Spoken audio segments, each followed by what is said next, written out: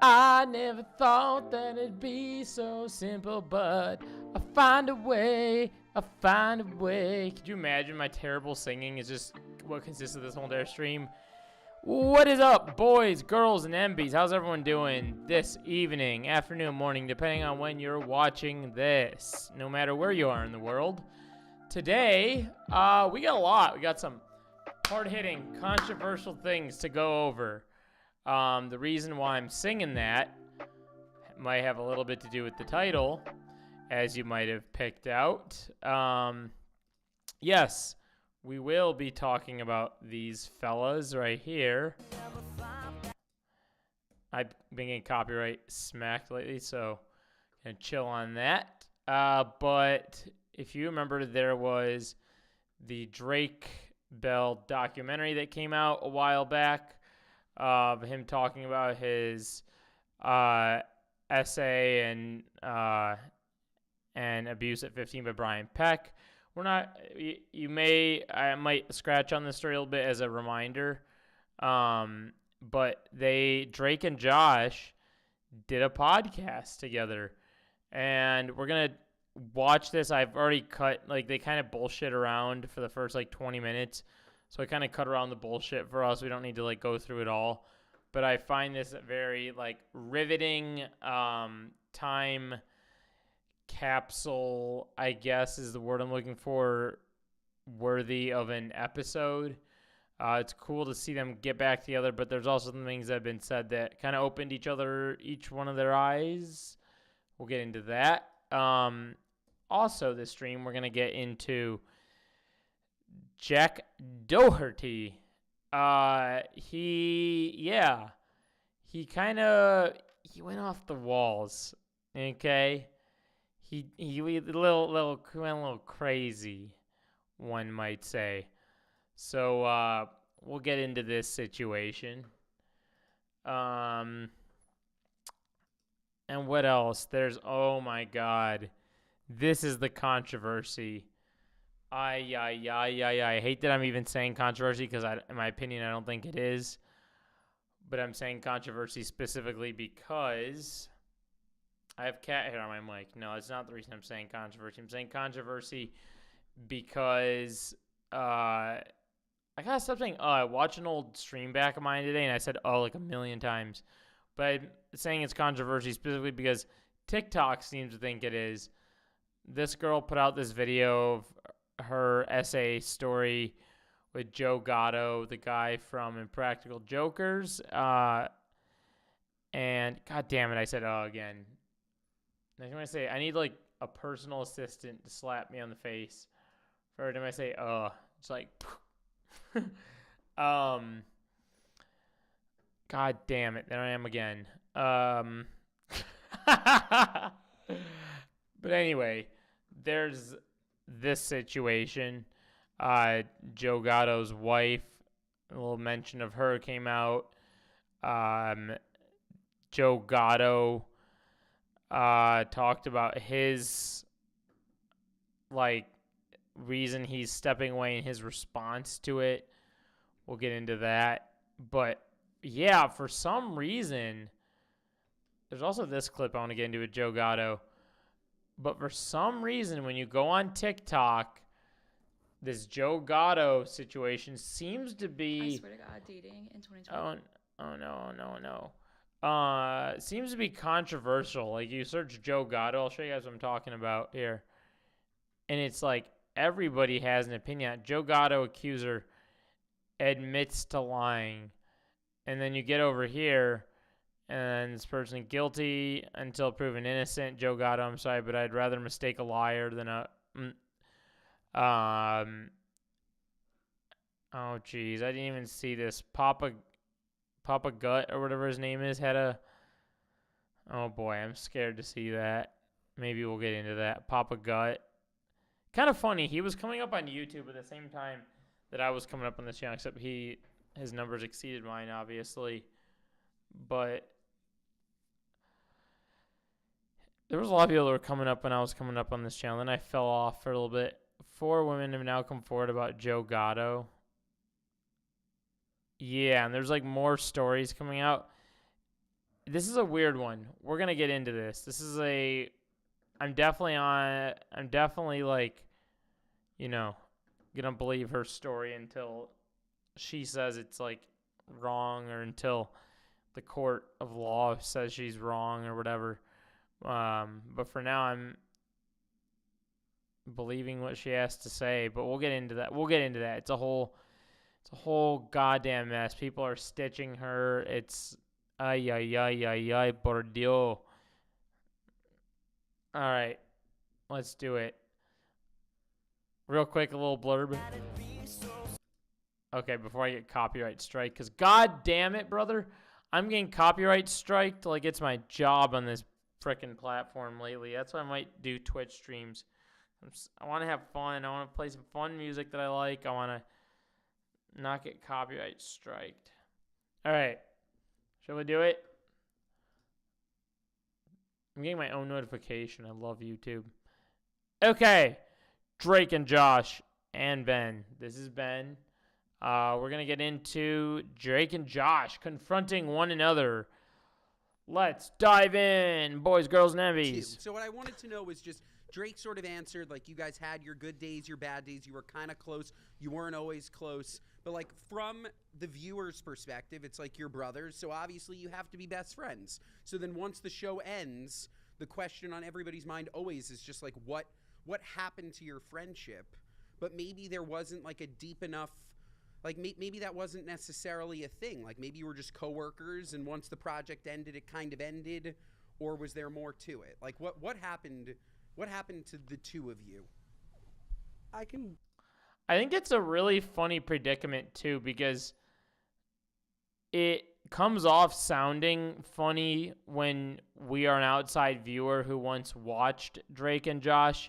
If you're unfamiliar with Drake and Josh, it was just a Nick, a.k.a. maybe Nickelodeon teenager kids show, PG-13, I think. And it was just like, I don't know, it was a fun show. But from the outside viewer perspective, you definitely watched it and walked away thinking they were like good homies.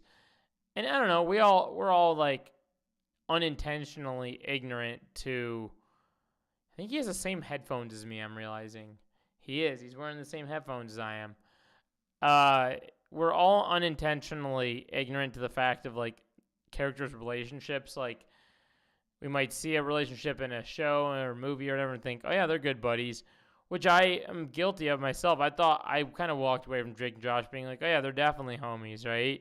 Didn't even think twice about it. But in my older years, I'm watching this, I'm going, god damn, looks like they went back and forth in their friendship, hella. And this is like, that's why this video and this thing I'm talking about here is important, because this is like the first time in a while they've actually like made amends and been like, hey, let's, be normal adults, talk this through, and that's what they're doing here. So let's dive in. Start. Mm-hmm. I think from my experience, and we've talked about this before, I came on the Amanda show. We didn't get along at first, but I thought you were so cool, and I really wanted you to like me. And then, thankfully, we had this shared love of old friends. The question on everybody's mind. Whoa, how did that happen? Pause, champ. We'll get back there. Comedy and sitcoms. And mm-hmm. I think here we go. From my experience, and we've talked about this before, I came on the Amanda show. We didn't get along at first, but I thought you were so cool, and I really wanted you to like me. And then, thankfully, we had this shared love of old school comedy and sitcoms and great television. And so once you realized that I was kind of funny and I liked people who liked funny, we were suddenly like, inseparable. Yeah. And it felt like we, had this bond, and then Drake and Josh started. And I think what happened was, and we'll talk about it later, but, watching the documentary and sort of what you were brave enough to Ooh, the drama. They're going to get into the drama. This is going to get good. Share and to explain, which I could never have known at that age, was all the things you were going through. Yeah.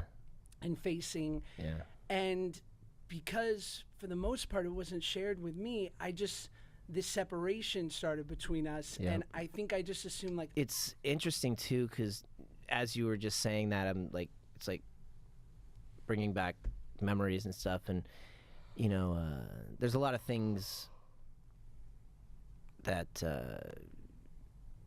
you're still realizing, like as haven't figured it all out. But it's interesting, like as we talk about our relationship, from Drake and from Amanda's show, and I don't know. It really is kind of crazy. Like, I know that some people might write this off as like, oh, it's just the internet, it's whatever. But can you imagine having a friend early in your life and then having some like massive event separate you guys, and then being an older adult, not only just talking face to face with your friend through this thing and kind of working things out live on camera in front of one another while the pressure's on. Like, when you're online talking, you're already kind of auto filtering or auto thinking about what you're saying and how it's going to work its way into your audience without you saying something that might trigger someone to think, oh, well, he said this, that's obvious he thinks this, or whatever narrative. Like, you're really trying to have all this go on in your mind. I mean, this is intense. I don't know if this is like just because we've made a lot of bad choices in our lives, or if it's just from trauma. But yeah, I have a lot of trouble remembering a lot of things, and things come back as people say things, and I'm like, oh, I forgot. Oh my gosh, I remember that. Like, I was talking to, remember Jill? Remember my girlfriend Jill? Yeah, ex-girlfriend. I was talking to her the other day, and she had mentioned something, like she had, like, there's something that I do just for for comfort as an adult, and she mentioned something, and I was like, oh my gosh, like that's why I do like that, like so sometimes things come back. But what I was saying was, from Amanda's show, that was the time when we were hanging out and like going bowling and like staying at each other's places, and you come to my mom's house, bro. And then he is so me telling a story, telling the interlude of the thought before actually getting into the person's question. That is me 1000%. People hear me do that and they're like, "Are you gonna tell the story?" As that big break between Drake and Josh and Amanda's show is when I told my mom what was going on. We went to the police, the investigation, all of the stuff that you saw in the documentary. That was when all of that was going on. And then when we shot the pilot, we were in the middle of the investigation, but nobody had known anything because Brian hadn't been arrested. Right. So I had to come back. Oh no. Oh no. Okay. Because I feel like I remember getting a comment ways back where someone was like, you have to talk about things as if other people live underneath a rock. I will. I'll do that for those people. And I guess trigger warning, ahead of time for depictions of essay or just subject matter around essay or just abuse in general. If that's a triggering thing, then probably skip ahead the next couple minutes. But here we go. So just like this was a thing. This was a Variety article that came out. It said, Drake Bell details essay and extensive abuse at 15 by Brian Peck and explains self-destructive behavior that followed. For the first time, Drake Bell's opening up, and this is about the doc. Drake opened up about being essayed by Nickelodeon dialogue coach Brian Peck. And to my understanding, this has nothing to do with Josh Peck, to my understanding. They just happen to have the same last name. Quiet on set, the dark side of the kids' TV. Unless I'm completely wrong about that. Watch me be totally wrong. Someone's gonna be like, no. That's the whole shtick of it. Quiet on Set, The Dark Side of the Kids TV, the upcoming documentary. Yes, this was an old thing. Peck, before he was arrested on 11 charges, including sodomy, lewd act upon a child, 14 and 15, oral copulation by anesthesia and controls, but the minor was not named until now. My name is Drake. Came here to tell my story, Bell says. Bell's father was his manager and became uncomfortable with how much time Peck was spending with his son, so much that he went to production and told them, I don't see anything normal about it, but I don't have a good feeling, he said. At the time, Joe Bell claims production told him that Peck is gay and said that maybe you're just homophobic and just don't understand the touchy-feely guy. Now, mind you, and this is not any justification of any sort. This is just to point out how absurd shit used to be. But this nowadays, I mean, I don't know how fair. Maybe I'll just avoid saying that, because what I was gonna say is back then, I feel like it wasn't. Maybe I'm just like delusional, but I just don't think. I think people got away a lot more with this kind of shit, unfortunately, back then. And not to say they don't still do, because they very obviously still do. But yeah, I'm sure it was very hard for him to like come out with this, because this is like this very serious stuff here. But right here it says he backed off after feeling ostracized. Oh wait, I skipped a whole thing here. Oh no, here I am. All right. He backed off after feeling ostracized and eventually was pushed out of his son's life. Because Drake Bell and his mother lived in Orange County, it seemed way easier to stay at Peck's home in L.A. In addition, spending time at Peck's home wasn't a regular for the kids in Nickelodeon. All the parents loved him too. Everyone trusted Brian. Boom. This thing right. This is where I have a problem. This like everybody trusts thing. This reminds me of my high school speech teacher that I think like just got out of jail after 10 years last year. But that was the same thing. My speech teacher that went to jail, everyone was like, everybody trusts him. Yeah. Who appeared in the Amanda Show and all that. Okay, to my earlier statement, for those people that might be upset by it, what I was trying to get across in the moment is that back then, I don't know if people had their guards up quite as much. It was just like yeah, they're good, and like like nowadays, I think most people have their guards up at first, especially around like new people. But sometimes even if you're guard up, it doesn't always work, unfortunately. Spending time at Pexham wasn't a regular, blah, blah. Sullivan recommended to be where he had shrine, blah, blah, blah, blah, blah. Okay. Your instincts to give someone the benefit of the doubt if you've known them for that long, even in the face of a really bad sign, said Sullivan. This man trust basically a supervisor of all kids is not safe. Bell, for the most part, gave him the benefit of the doubt. He spent nights at Peck's. Then everything changed with Brian one morning. I was sleeping on the couch where I would usually sleep. I woke up to him, opened my eyes. I woke up and he was essaying me. I froze and I was in complete shock and had no idea what to do or how to react. I have no idea how to get out of this situation, Bell said. 15 at the time, didn't know what to do, and it became this secret that he knew. If he stopped going to Peck's, people would stop asking questions. Peck was so apologetic. Saying it would never happen again. Yeah, especially when you're a minor, too. That's another thing. Adults taking advantage of minors. Really gross. Okay. He forgot to convince my mom and everyone around that I would have an audition. Ain't I needed to work or anything. I somehow ended up... That part of it feels like a... Anytime you need to work, it just feels like the thing to like leech on to him and be like, you're here with me or whatever. I somehow ended up back at Brian's house, and it got worse and worse and worse.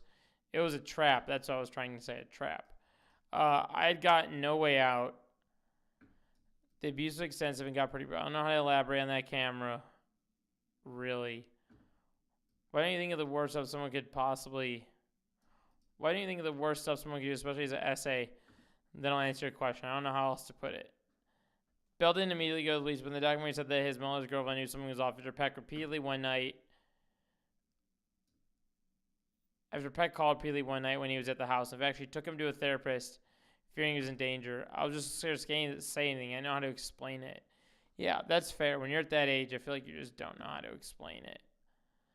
But let's go back over to this. So that's kind of the context for the people that want context. From where, like the Amanda show, where the dude was, where the abuse was happening. Yes. The worst part about it being that was my having the monster in your own in your safe place. It's Also, I've talked about this before on this channel, but another element of this that I think is easy to forget about is that when you are of that age, so in his case 15, dare I say 10, 11, 12, 13, 14 even 16, 17, when you're a minor and you are presented with such big opportunity to be around the cool guys or to think you have this blessing of an opportunity ahead of you, there's a lot that comes with it that can be hidden to you up front that you don't realize until it happens. Oh, I just realized, not to change up, but they have a piece of tape over the Shure logo. They didn't want people to see. They didn't want to promote Shure. Is that why the thing says Shure? He has the same headphones as me. But anyway, your stars could potentially take advantage of you, is what I'm trying to say. And we've heard of this before, especially in like film sets, especially when it comes to TV shows. This is unfortunately nothing new. It's like that's the only place I feel. But by me saying that, I'm not sitting here saying like, oh, he should have known. Like, no, of course not. He's 15, brother. Comfortable is when I get to set and hang out with you guys and we go goof around and put on our masks and wigs and makeup and make people laugh and slide around and get dirty. Like, that's where I feel safe. But it's like, it sucks because it's like shit that, like, Yeah. Nowhere my house safe. isn't where I feel safe. Yeah. At home. I mean, I did. I mean, I didn't have like abusive parents or anything. I had a difficult, divorced parents, whatever.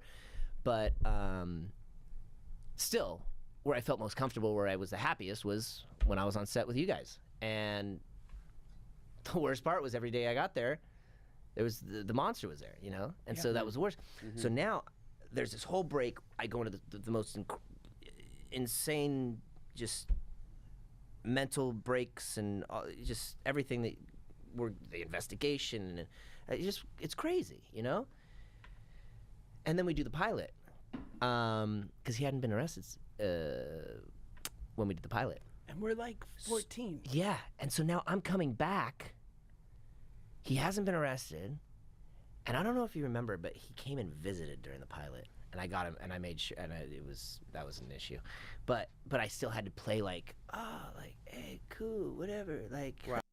Ew. Yikes. Can you imagine that?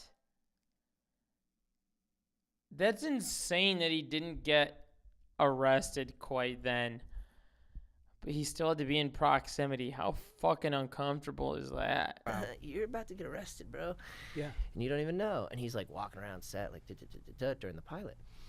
And so now I haven't really like vocalized this or thought about this really, but I think talking about a relationship is triggered this like thought. He's like, now I'm entering the Drake and Josh phase where we should be like, bro, like partners, like this is our time, like let's be in this together, let's like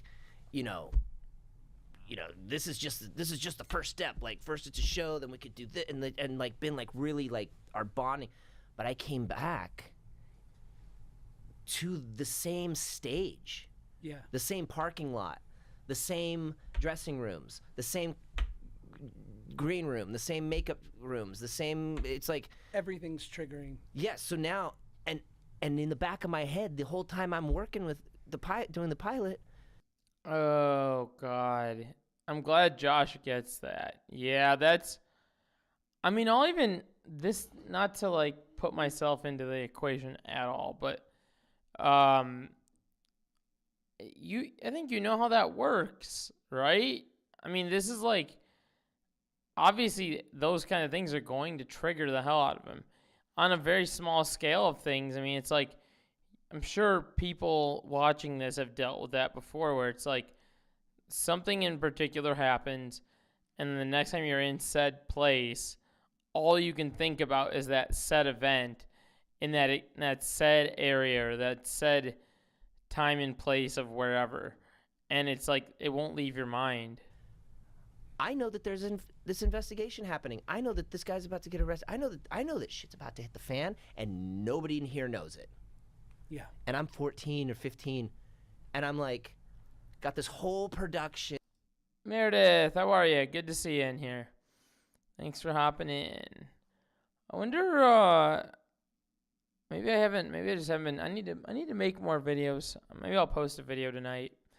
Maybe you'll even be a lucky enough subscriber to be here while I'm doing a react for a video. In this whole crew, he shows up one day, strolling onto set, walking around, everyone's talking, and I'm sitting there going, none of you have any idea what is in process right now and what's about to happen. And are you furious that here we are surrounded by all these adults, teachers in theory, people that should have been protecting us, protecting you, and that no one did that? At that time, no, because at that time, I'm an adult. You know, You are? I'm no. In my 14-year-old yeah, head. I want to be not. I'm adult. That was a wrong way to say it. I want to be an adult, right? I want to be seen as an adult. I want to be. I'm an actor. Like, I want to be able to be sitting at the. I don't want to be at the kids' table, like. Sure. You know, just because I'm 14, 15, like I'm an actor. I want to be with my peers and like that. And so you don't really notice it that much. But as you grow into an adult, we're dads now. Yeah. I think it's so illuminating. It's unbelievably illuminating to see like how now it's really confusing. Yes. Now it's very confusing Well, to your point, to how there could be that many people around and not do anything. Like now that we have our kid, I'm like, what? Josh is a really good listener. While Drake is just going on about this, I'm actually pleasantly surprised at how well he's just letting him, talk about his trauma and letting him talk a little bit. It's nice. It's refreshing. Like, it's beyond. it's And crazy. It's just crazy. We'll talk Terrible. about how many inappropriate things and just lack of protection there was when there should have been, especially a place that's inviting kids Oh yeah. in. Oh yeah. And something I feel bad about is, like you mentioned before, until you sort of shared with me what was happening, I was just looking at it through the prism of a 14-year-old's brain, going like, he doesn't want much to do with me. And thankfully, everyone who did know was galvanizing around you, because God knows you needed the support and deserved every inch of it. I didn't know any of this at 14. And in watching the documentary at Oof. Damn, that's a bummer. I can see that, though, from his perspective, when you see someone kind of, what's the word I'm looking for, but someone's kind of, I gotta get this freaking Ethan Klein thumbnail off my other screen here. I cannot look at that anymore. I don't know why that's over here. But I can see that from his perspective, where it's like your friend is kind of quiet on you, and you're thinking, like, at that age, all you can think is like, this guy doesn't like me anymore. I fucked up, like I did something wrong. And so you can start to build resentment towards someone as a result of that. Meanwhile, Drake has to internalize all of these things because he's still, they still have to talk through with the police, and Brian Peck still has to be arrested, all these things. And it's not really, I don't know, I feel like that's not a normal conversation for 14, 15-year-olds to have with one another. 38, as a father, as a grown-up, so much was revealed to me. Yeah. And of what you had to go through, I can't even imagine that. And that was the bummer for me, because if you remember, like when we were on the Amanda show, I think it was your birthday or something, but I was I was spending the night at your house, and it was like the middle of the night, and we were going to bed, and we were just like kind of like talking back and forth to each other, and I was like, all right, and we were on the Amanda show, like we just started. You had just started on the Amanda show, and we were already talking about like, all right, so when it's our show, what's it gonna be like? And then we were talking about having Bobby Costanza. Oh yeah, like Bobby Costanza could be my dad. And then and you could have maybe I like try to book your band like concerts, but I can only get you like to play at like a kid's birthday party. And then like literally I remember this like it was yesterday, but we're like literally like, and I'm like, and I'll be the heartthrob and you'll be the funny chubby one. Yeah. And you're like, Josh, you're on drugs. And I'm like, not yet. Not yet. So Also, Josh looks really good. I haven't seen him really in a long time till this, but I just remember watching him as like the little chubby dude growing up when I was watching Nick. But he's made some changes in his life. And that's where I always was. And even when we were working on Amanda and we had that moment, it really hit me when, because when, I don't know if you were a fan of Amanda as well, but the Amanda show, when Josh first came on, he was a new player. So Amanda and I already had established characters, so we would be doing a block blister, and Josh would be the one that comes in and goes, hey, this isn't what I rented, and you guys are weird, and blah, blah, blah. And then he would have another character. So our characters were like separated, it'd be like me and Amanda, and then he would be the kid that she puts the stuff all over, But we did this Tony Pajamas sketch. And we had to go in and tell her a bedtime story, but we were like basically, 14-year-old Danny Danny DeVito. I mean, not Danny DeVito. Joe Pesci and Robert De Niro. Did you ever see that, Ben? I haven't seen that sketch. No. You haven't seen that sketch? It's pretty good. Oh man, No. I wonder. I think they have the bloopers on too.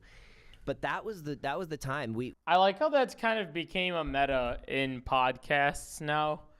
I have a friend that has a podcast that wants me to be that third person on their podcast. I don't know when that became a meta. I think it was like 2 years ago, where podcasts aren't just like two people talking. There's like the producer now gets to have a voice in the podcast. I kind of like it. I'm kind of rocking with it. I think it's cool. We did that sketch, and that was the first time where we were actually working together. And I'm like it's consigliere. So Amanda's like we're babysitting Amanda, and she goes, I want to hear a story, and I go, she wants to hear about a story. Oh, you want to hear a story? I got a story. Oh, the story. So you got this there's this guy, right? He's driving his bike, and he falls off, and his kickstand goes right through his leg. Right through his leg. Yeah, there was blood and guts everywhere. Everywhere. And she's like, yeah, you're talking, yeah. And so she's like, Hit my head on my mic. Ow. So it didn't hurt. I hit my head so frequently on corners and edges that my head is like immune to injuries. and then she's like, I don't like this story. She don't like the story. I got ears. Hey, he's got ears. So, and then I smack him in the back of the head. This is crazy. Oh my God. You know the How next do line. we fucking remember this? What was that for? For being an idiot. Okay. So, Oh my God. so that right there, when I smacked him in the back of the head, and I want to see something. Because I think there was a segment from this. Let me check. Let me check this real quick. Drake. It was on TikTok. Drake and Josh. There was like a bunch of clips from this. The internet is mad at the Drake and Josh. The internet is mad that Drake and Josh got back together after 20 years on this podcast for these reasons. I had a lot of people reaching out like, oh, don't worry, Drake, we'll never watch the show ever again. Now watching the show, it's so hard to know what you were going through while you were making this. Like, Show he's referring to is Quiet on the Set, The Dark Side of Kids TV, and we come to find out that Drake Bell was getting by a member of the staff on Drake and Josh, by this monster Brian Peck, who was then, after he got released from prison, allowed to work on Sweet Life of Zack and Cody. Status. To engage in a conversation with... Okay, this guy's going over the same thing I'm doing over. Where did that clip go? Did they take it? Is it this? She wants to hear about a story. Oh, yeah, it's you right wanna hear here. A story. I got a story. Here it was. So you got this. There's this guy, right? He's driving his bike and he falls off and his kickstand goes right through his leg. Right through his leg. Yeah, there was blood and guts everywhere. Everywhere. And she's like, yeah, you're talking, yeah. She don't like the story. I got Hey, ears. he's got ears. So, and then I smack him in the back of the head What was that for? for being an idiot. Okay. This is crazy. TikTok love this. Look. This is better than that Welbitron. It's Tony Pajamas. Netted class. I mean, when there's a Drake and Josh reboot. Yeah. Yeah, TikTok love this. Let's go back into the pod. And he goes, what was that for?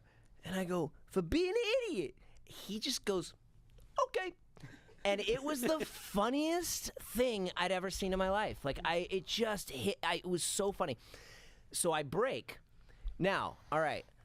I'm a kind of a Harvey Korman sometimes, all right? I'm not so much of a Jimmy Fallon, but, I'll break sometimes. And so in this, Josh don't like breaking sometimes. I mean, sometimes he gets frustrated. He's like, dude, come on, man. Like, come on, man. Like, that was a good one. Like, dude, come on. And so I break. I'm like, sorry. All right, let's do it again. I smack him in the back of the head. The hat flies off. Okay. And I just die laughing again, And then finally we get it together, and I hit him on the back of the head. What was that for? For being an idiot. Okay. And then everyone was laughing.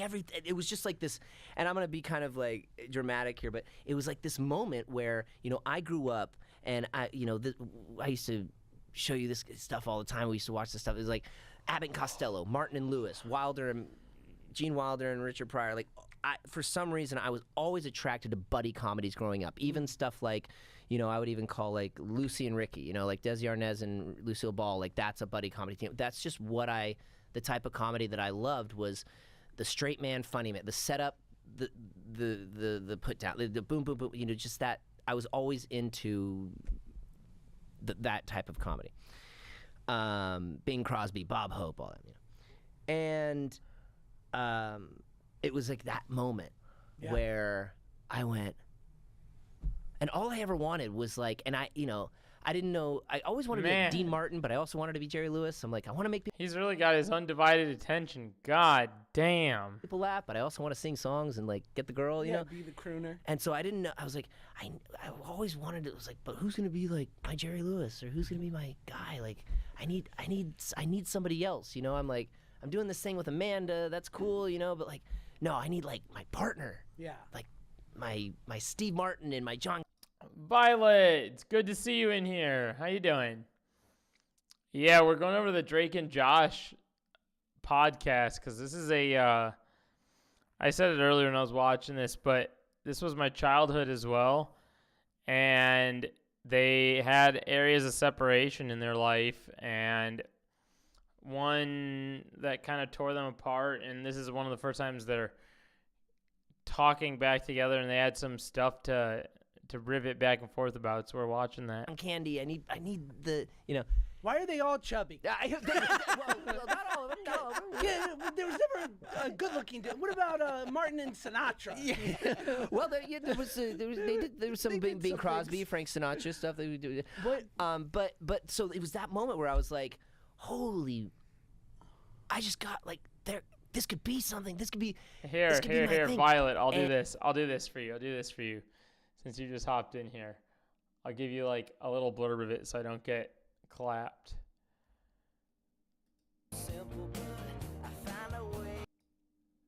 There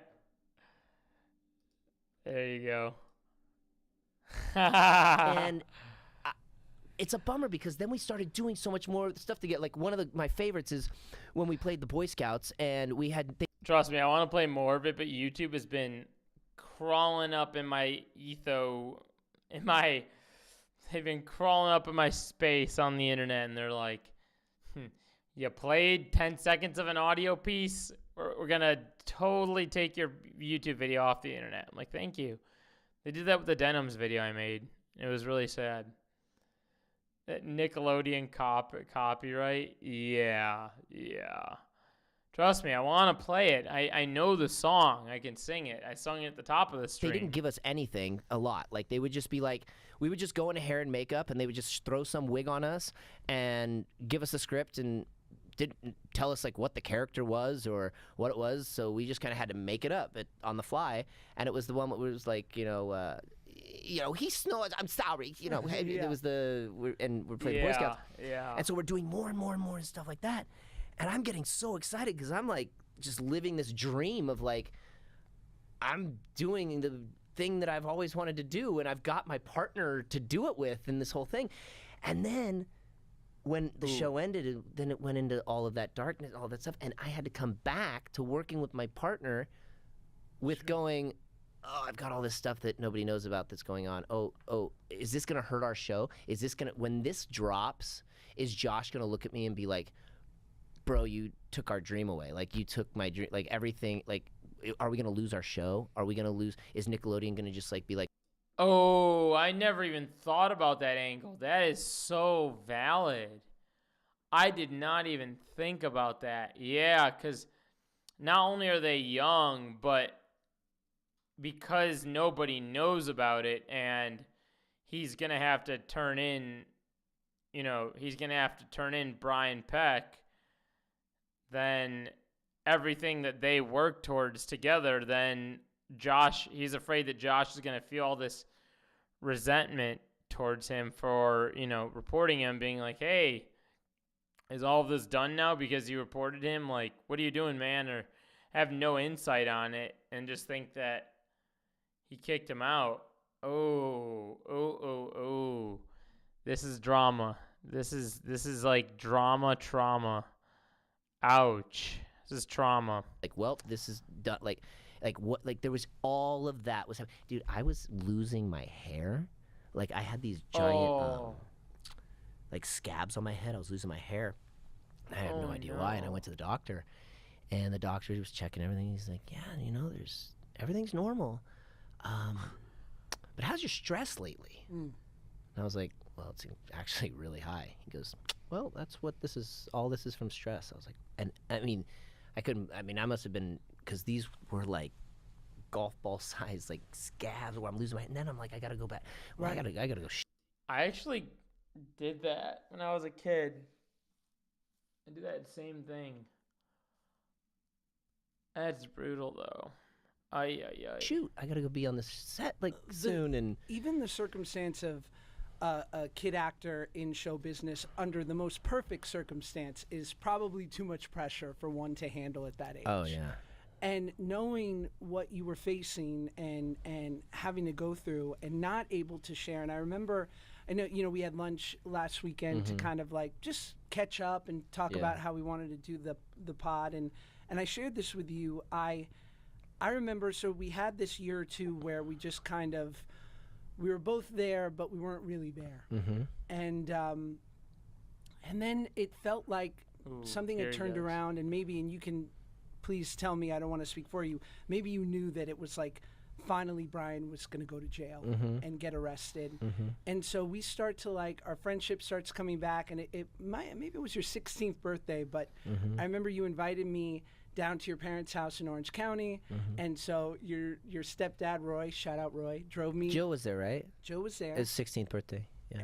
And Roy drove me down because I didn't have a license, and we went to Christian comedy. Yep. It was great. Yeah, it was actually funny. I remember being so terrified. My mom, my sweet mother. She said, There's something so unique about them both that still, I don't know how to say this without sounding dumb, but it's gonna sound really stupid, but I'm gonna say it anyway. You know when growing up, like when there's a show that you like and you remember said characters or said people to be one way, and then you see them as an older adult, and then you're kind of like, oh, that's what they turned into. I don't have that at all with them. Like, you could have blindfolded me for the past 25 years, and I would have watched this then and watched this now. Ariana Grande, yeah, exactly. Yeah, like you could have probably blindfolded me, and the only thing I would have virtually noticed is their change in how their voice sounds, and their voice even it's just a little bit of a deeper version, but their personalities are still the same. Like when I'm watching Josh and how he's talking, he's still got that same smile when he talks, the same I don't know. I feel like he has that same aura is the word that people like to use now about aura about him. I don't know. He just carries the same attitude, I think. She's like, Josh loves comedy and stand-up comedy. Like, there's this thing going on at Drake the church with comedy. He'll love it. And I was just like, not that kind of comedy, Mom. Not that kind of comedy. What's the deal with the apostles? Yeah. But I gotta say, one of the best Drake and Josh memes is, Drake, where's the body of Christ? Yes. That's a great one. So good. But anyway, so we go to Christian comedy, and just an example of how Christian comedy can be funny, because that meme is hilarious. But so anyway, it was funny. But anyway, well, sorry, no. I'm defending Christian comedy. Going to defend. Title. I have no skin in the game for Christian comedy. I just felt the need to defend. Drake Bell defends Christian comedy. By the Nick way, Bargatze. if there's one show where you don't that's need funny. to defend Christian That's comedy, really this is- funny. I don't know if you know, you're on the most Jewish podcast in America, so we're good. We get call-ins for the show that we play. We'll play at the end of the show, Yeah. and it'll be like, "Hi, I'm your only non-Jewish listener." Oh my god. This no, episode of let's skip around the ad. No ad.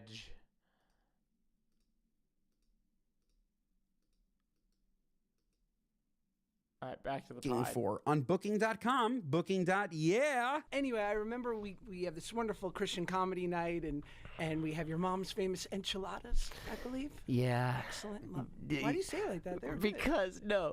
Because you Shut up. know they weren't good. No, they were bomb.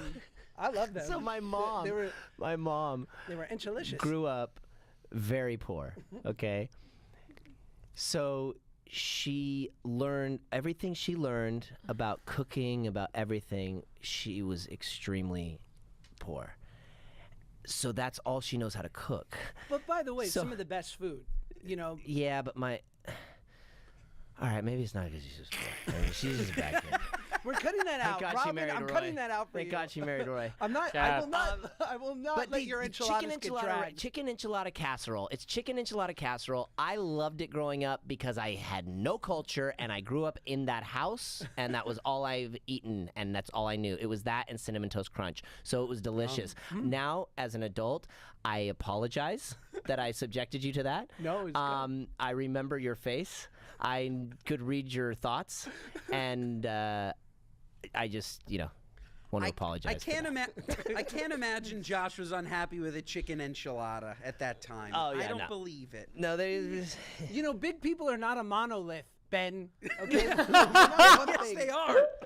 Yes, But, they but are. yeah, you brought this up to me at lunch, and I'd totally forgotten about it. But that's. Well, I remember I had a feeling because Brian, who was ever present during the Amanda show, and then Well, that's another thing too. You can kind of like. It was like ever present, right? Like Yeah. just everywhere that.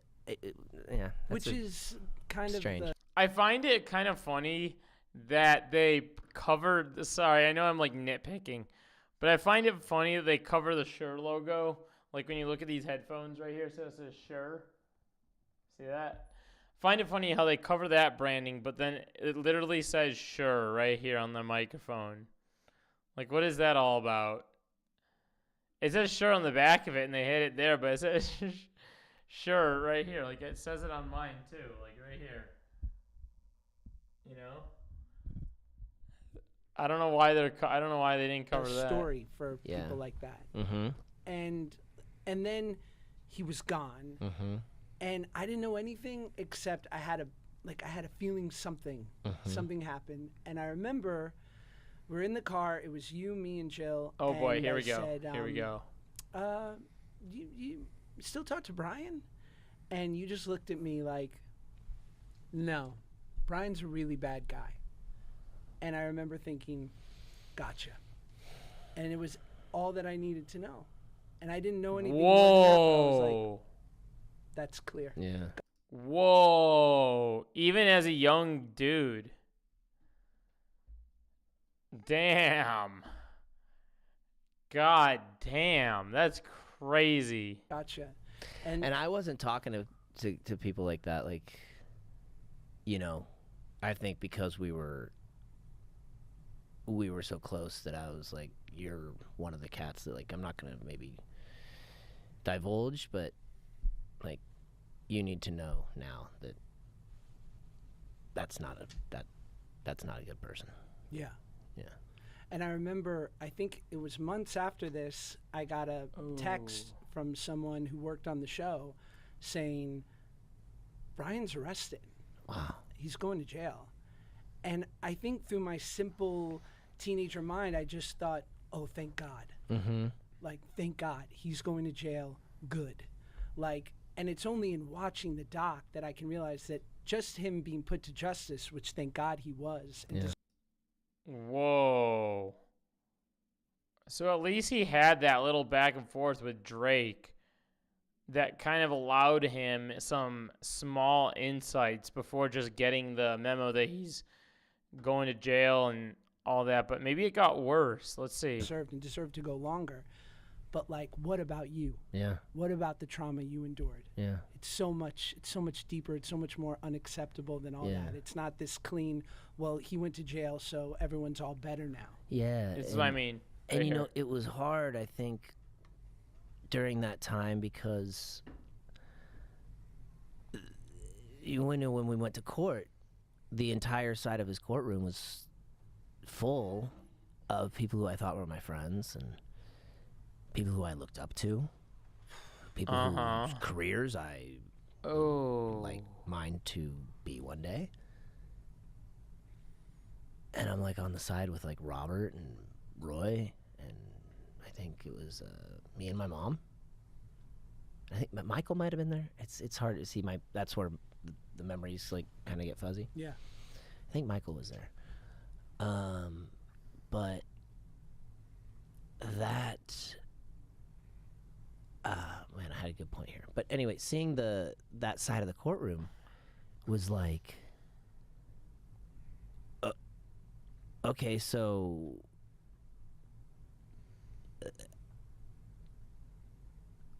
is it just because we think it's wrong? And I mean, it got to be this whole thing of like, wait, but no, he's the bad guy. You should be over here. No, wait, are we the like? It was almost like when I got in my car accident. I was in a left-hand turn lane, going to make a left, sitting on my brake at a red light. Yeah. The guy fell asleep, crossed the lane, hit me head on. But immediately, I get out of the car and I'm thinking, I'm a 19-year-old kid. this has got to be my fault. I must have been somewhere. I must have thought that was a left-hand turn lane. I must have been in the wrong place. I must have. I mean, I imagine it was probably one of his first times dealing with a situation like this, right? So there's probably a lot of like guilt on your end, thinking. I mean, I get it, right? Like he's coming from the perspective of like what could I have done wrong in this situation, which I think is like very normal for people, but in this case, it definitely was not like a him thing, you know? I think it's just like it's scary when you're in those situations. You're like, how could this be flipped on me? What is the thing that I've done? Have been like this. Yeah. This has to be my fault, you know, because obviously this adult that's driving this giant Mercedes didn't just fall asleep and go across lanes and hit me. It's got to be my fault. And so it kind of like apply that to like when you see that courtroom like that, right? Yes. You're like, oh, well, I must have done something wrong, and this must just be some process that like has to happen because like, you know, you broke the law and this is bad. But in the reality and in the culture and in this town, Yes. like, you're all good, bro. Because look. Right. And then there's 41 letters, and then who knows who, you know, like we were talking at lunch, it's like, how many people were like, bro, I'm not putting pen to paper. No, they're going to be sealed. Yeah, I'm sure. And then in 20 years, when somebody makes a documentary and unseals them, my name's going to be out there? No, sir. But I'll take you to dinner, and anything you ever need, man, I'm in your corner. How many of those were there that didn't write the letter? You know, so it's like if there's people who wrote that. So then it just becomes this onion of like where through this whole time I thought like, okay, well, there's this bad person in Hollywood, and watch out for them, but you can find them everywhere, you know, and Right. don't watch out when your kids are in soccer practice. Watch out when you're in your, you know, in your office building, whatever, you know, Maddening. anything. But And it became, oh wait, it's not just there's like the protectors, and then the people who like are down to just I don't know. It's just this whole. It became this whole like. I was on the blacklist, and there was a cabal, and I was like Raymond Reddington, ready to just like take everyone out. Yeah, I mean, you talked about this in the doc, but for you to find these 41 letters that they discovered of people who were sort of writing, basically they were character witnesses of Yeah. Brian's, right? Like Yeah. defending him. Yeah. And you and I talked, and feel Oh. free if you don't want to talk about it, Yeah. of just like how shattering that Well, was. I read you one of them. I mean, you could give the. It's fucking bonkers. I mean, it's you could give insane. the audience you know, It a just- taste of what I mean, from what just that one letter. I mean, It's absolutely insane, and unfortunately, what was allowed, Whoa, it's kind of crazy. He's letting him like give his synopsis of it. This is what Josh thought of the letter that Drake apparently shared with him.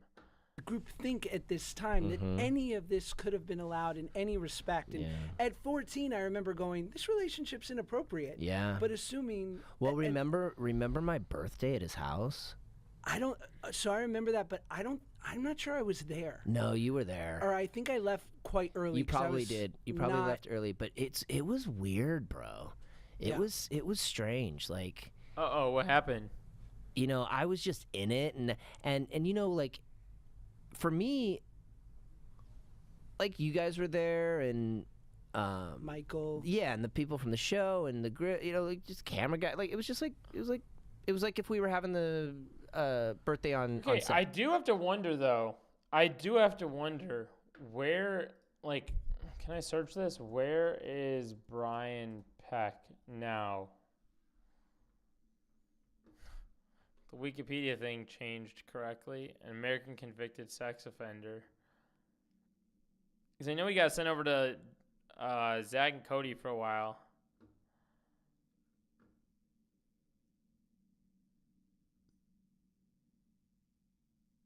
Where's Brian Peck now?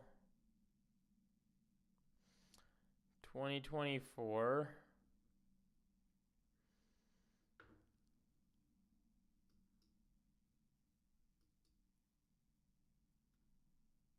What happened? How do we get over to this? What happened to Drake Bell? Yeah, Drake Bell also had his own set of allegations there in 2023, I remember. Oh my god. How did that even happen? I searched where's Brian Peck, and it sent me sailing. It was saying it was like those people, you know. So there was like sort of this like it's not that strange. But yeah, just looking back, it was just all like, how is nobody seeing like what the intentions are here? It's just wild. And I think so much too, and Olivia and Ben, please, pipe in here. Like, I think up until the last 10 years with the Me Too movement and so many of these like villainous characters being brought to justice, like this behavior is unacceptable. But, you saw the extremes of it, but then there were so many like micro infractions. There were so many things that you would see on set in a day and just go like, I don't know if that'd be cool anywhere else but here. Yeah. And so when you had tyrannical bosses or just people acting inappropriately, I think the assumption was in Hollywood, like this was just kind of part of it. And Well, allowed. also I think that Yeah, as a little kid, like I say, you don't know. You're just kind of like, oh, a big cool adult does thing that seems a little weird, but guess this is how adult act when around film. Like you don't really think much of it. it's like when you're hanging out with your older brothers and they're talking about the girls and they're talking about this, like you're like, yeah, I'm gonna join in and talk because you want to be part in that. And we have that same feeling when we're our age on a set. True. This episode Oh my god, double ad. Jesus Christ. Of course I use this stuff too. Okay. Of show business at that time and before the doc came out, just like, what did you guys think? The documentary was completely eye-opening for me because I had no idea. Like you're watching it and you're just like, oh, these are actors, 1,000%. Like I would watch the two of you and it wouldn't even click in my brain that we're the same age, but I'm a kid at home and you're a kid on set. Like it never ever at all clicked until I watched the documentary and learned about what it's like Drake, as you mentioned, like this idea that you're not an adult, but you're being treated like an adult and you're with adults and you're subjected to, like Josh and I have talked about it a little bit, like just like the homeschooling of it all, and then having to be on set and never being able to take days off, and just like, again, I'm at home and I'm eating a pudding and I'm watching Drake and Josh with my dad, and you guys are like working. It's just it's mind-blowing. When I grew up watching the show too and was a huge fan. My another grandpa and I would watch moderator? it every day after school, and I always wanted, like, it just seemed to like another child, like it was so much fun, and like it was so, I was like envious, like I wanted to be there, and like be on set and have all of these, like, it seemed like you were all friends and like you're working with a bunch of kids your own age and like there's not as much supervision and that kind of thing. So it was like almost like, I think the networks as a whole like sold this dream. Yeah, that's the core. That was the core of the situation with that I wanted to talk about. Let's move on. Shall we move on? Chat? I almost don't want to talk about this other thing. I almost just want to talk about this next thing and then call it. Because this, I'm almost not prepared for the comments. I'm like, part of me is not prepared for the comments on this. Like, I think we all know. I think we all have. And plus, we just got done discussing essay. I feel like it's pretty heavy on. It's like getting heavy on me. Even like talking about it.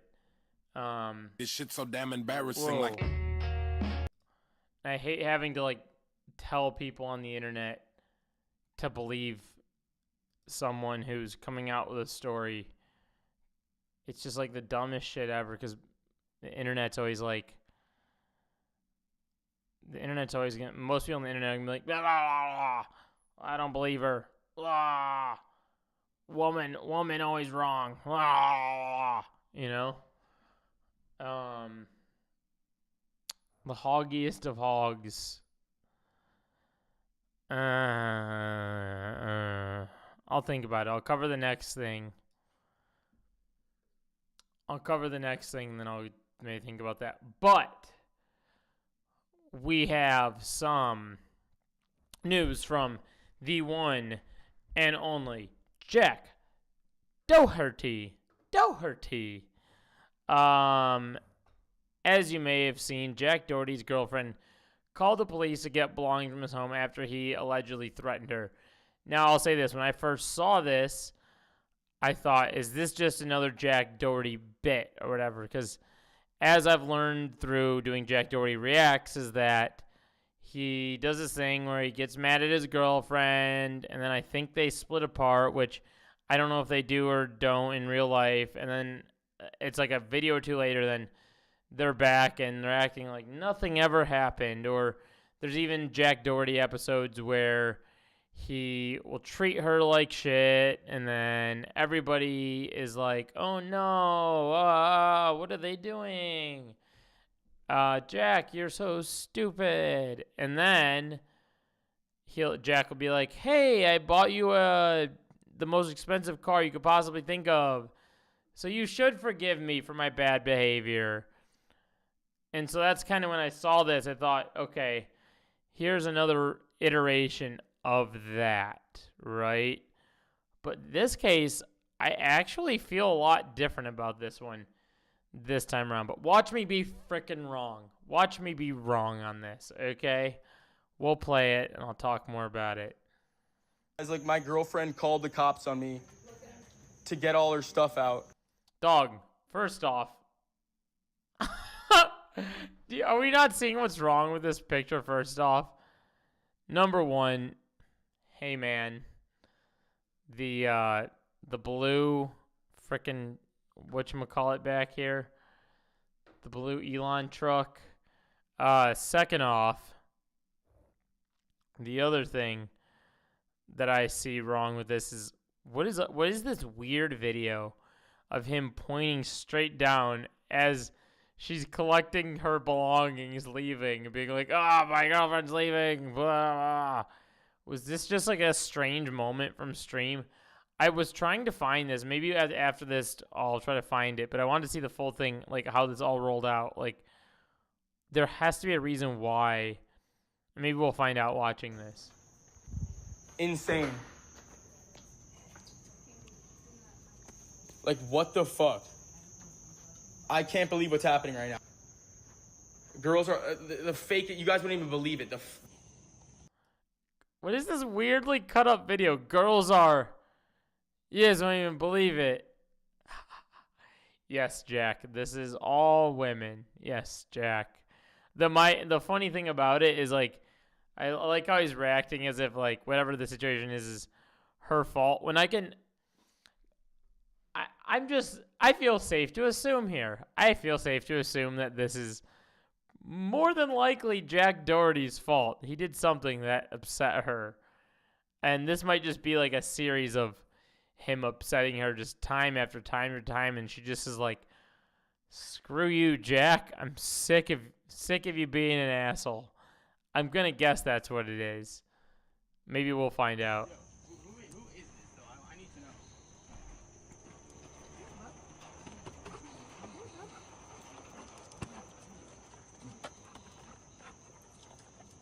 know. There's always something so uncomfortable about, like, the way he's like, I know she's mad at him, and the way that he's like holding her right here. He always does this when I don't know. Like, when I saw this, I first saw him up on his patio and she was getting the hell away from him. So I'd assume she'd want her own space. I don't know. This clip, I saw it earlier, just rubbed me the wrong way. It still rubs me the wrong way.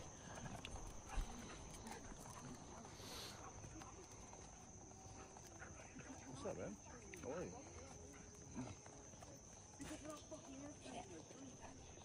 Because you didn't fucking answer me.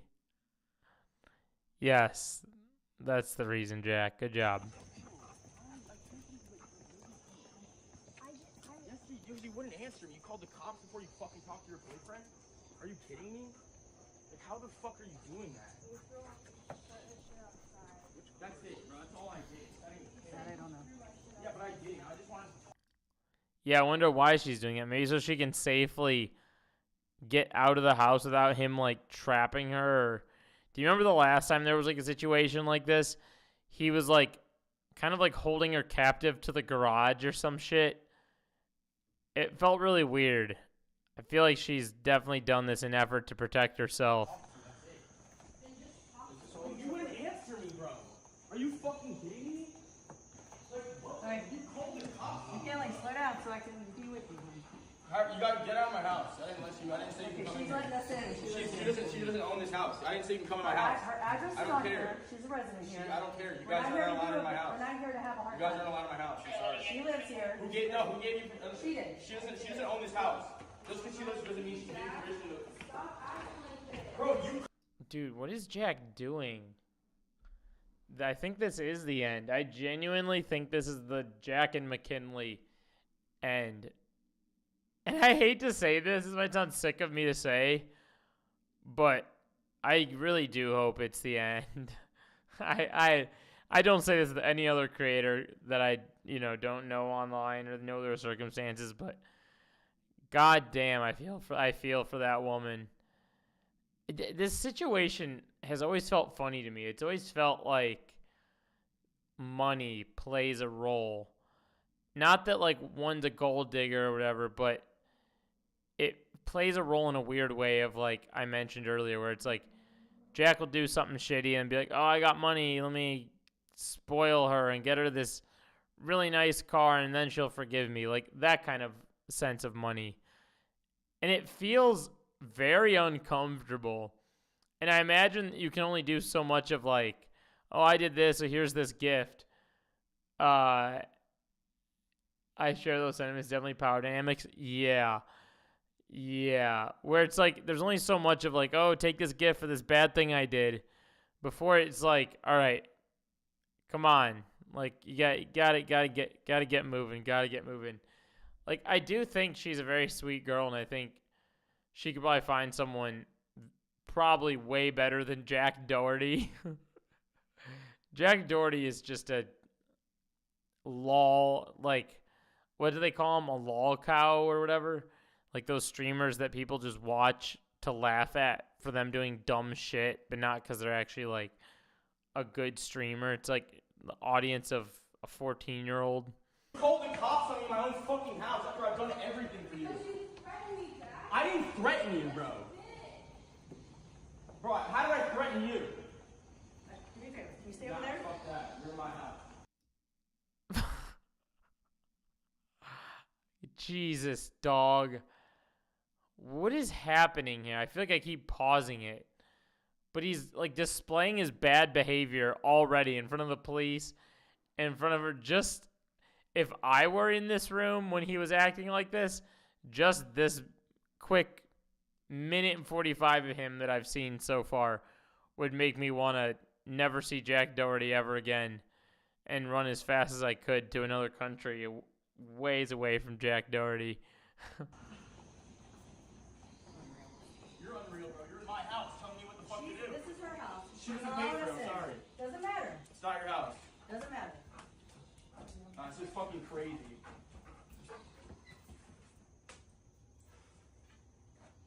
McKinley, what the fuck are you doing?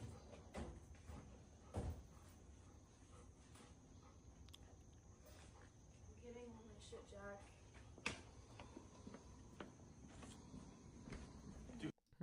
He deserves this.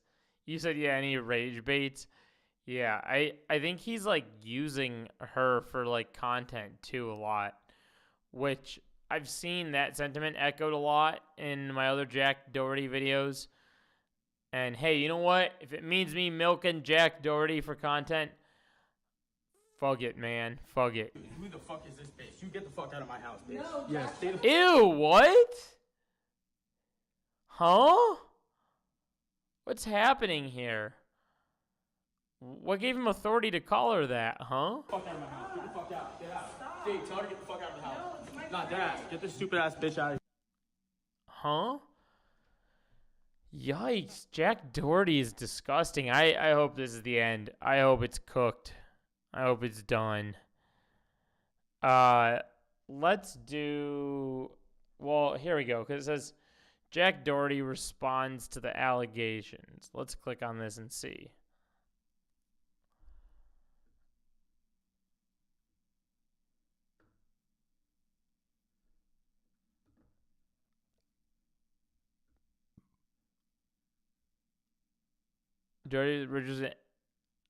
During the live stream, Doherty revealed that Richardson ended their relationship and left the house. He accused her of using him for financial gain and expresses frustration in a foul-mouthed rant. Guys, look, me and McKinley just broke up. The cops were outside my house. Called the cops and pack. She took her car. Insane, bro. He vented to his viewers. I can't believe I dated that for the past 2 years. Didn't even seem real. It's insane. Evil. She has been plotting this for a minute. She used me for money. Yeah, no, I don't think that's how it went. Has not claimed the exact reason for the breakup, but during the live stemmed from a dumb argument. Oh my god, dude. Okay, can we just go to party.com right now? Jack Doherty party. That's or maybe he streams on Twitch now, doesn't he? Maybe we'll see it on Twitch. Here.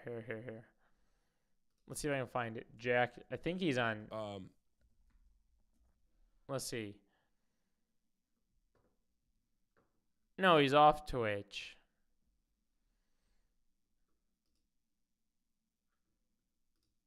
Right? No, that's not him. So he's on Party.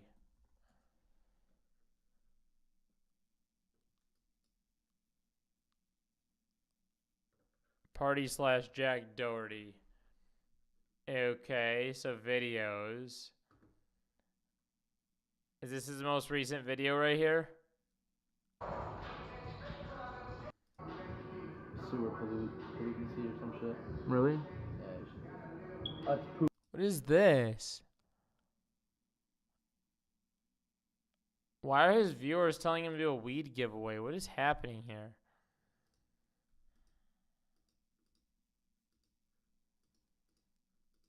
Okay, this looks like the end of a stream. Let's see. Let's go back.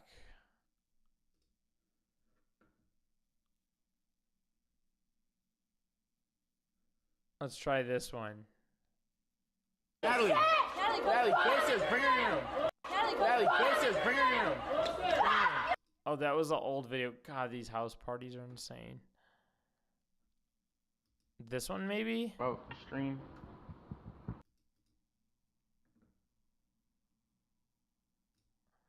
I don't even think First Jack... of all, more than one time is crazy, but 10, I don't even 20 think his times, own audience likes him. You need to stop running around. What is going on? Jack smoking on stream? He sent me. You had before. I'm sad and I don't want to go out normally. When did they become such little slut fucks? Are they supposed to be different from Butch? I'm starting to like you. I think like a lot of people, he just wanted to get to Josh and just tricked me. Wait, so where did it happen?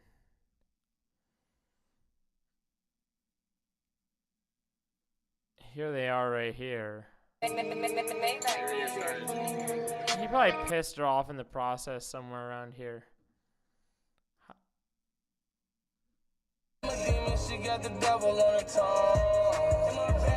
W, thank you. What up, Dylan? What up, Fanny?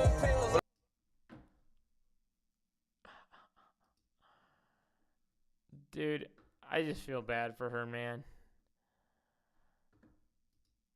Feed. Did he take the live stream down? Seriously, did he take the recent live stream down? Your ass. No, I'm kidding. I'm joking. Or is this it? Hey, just can't love you, man. Johnny, you want a PS5?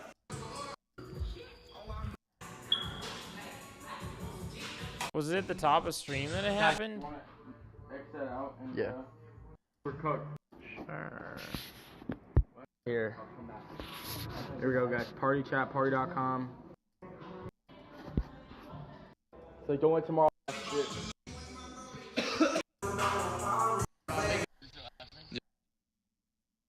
Wait, is this it? Yeah. Here, get out of the road. This is them lighting dumb shit on fire.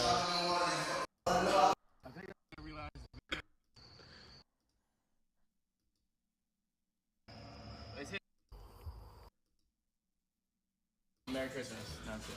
Happy Hanukkah. Okay. So I can't watch the full thing, but that's why there's just a clip of it. Let's see. Jack Doherty breaks up with McKinley. Yeah, see, look, there's like a series of things where it's like they break up and then. Should we go to her Instagram? I don't know if she'd post anything, but let's check. You gotta check your sources, you know what I'm saying?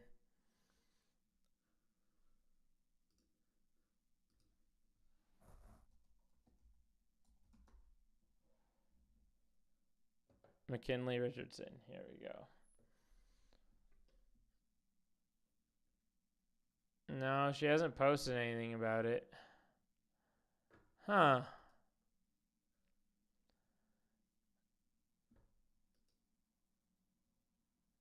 Oh, I gotta take a new photo tomorrow morning. I was just realizing.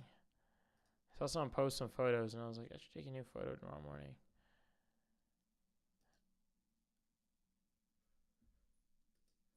Okay.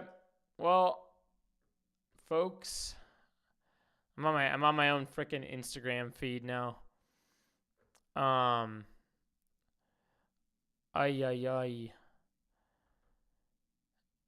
Want to get paid shooting videos at home? Yes. Alrighty. Well, blah, blah, blah, blah, blah, blah. I guess I'll give.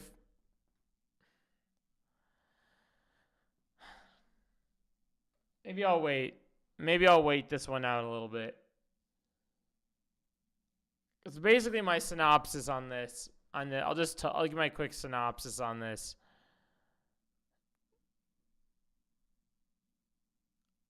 Wait, did the original video go down? Did she take her original video down?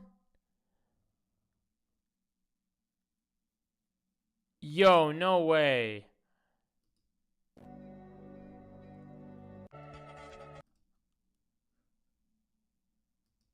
Or is this it? You guys ready?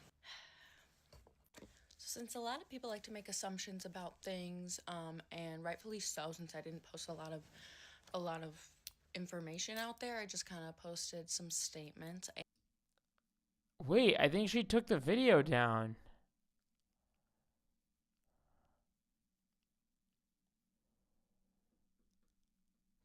I think she took the original video down. I just watched it this morning.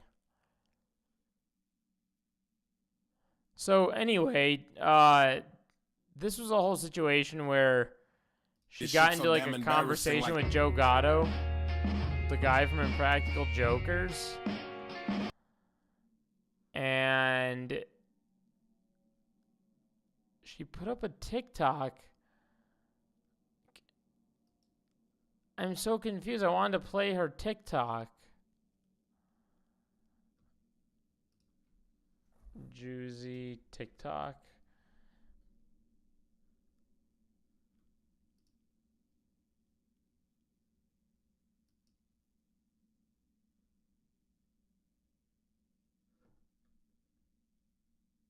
Okay.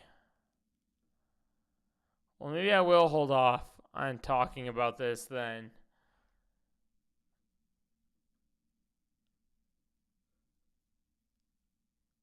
Yeah, I'm gonna hold off. I'm gonna hold off on talking about it then because I think she took the TikTok down. So I need to investigate this further and see why she took it down. Obviously, I believe what she's saying for sure, until it's said otherwise. But I'm like skeptical now that the video's taken down because this. I don't like that people are victim blaming her at first. I don't like that at all. There's so much to unpack there. I'm gonna just research it and get all the information together in a better way before I talk about it. Even though it's pretty cut and dry. Just want to have all the facts in order. Yeah. All right. I'm gonna call it too. It's been an hour and a half on stream.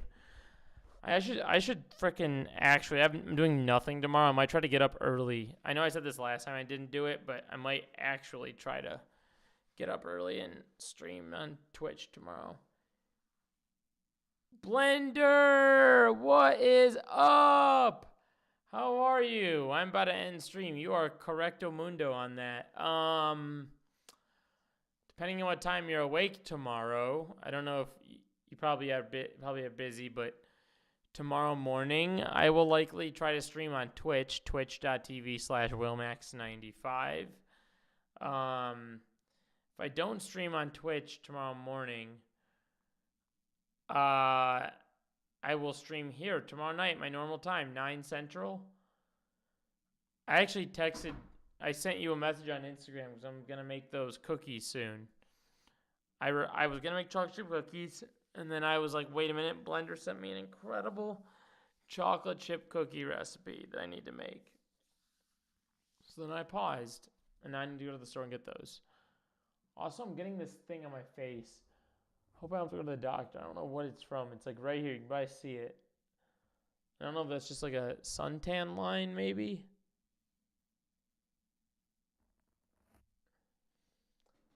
Should be able to catch tomorrow night's stream. Your notifs are broken. Mine are too. I've been missing messages like crazy. I think it's an Insta glitch.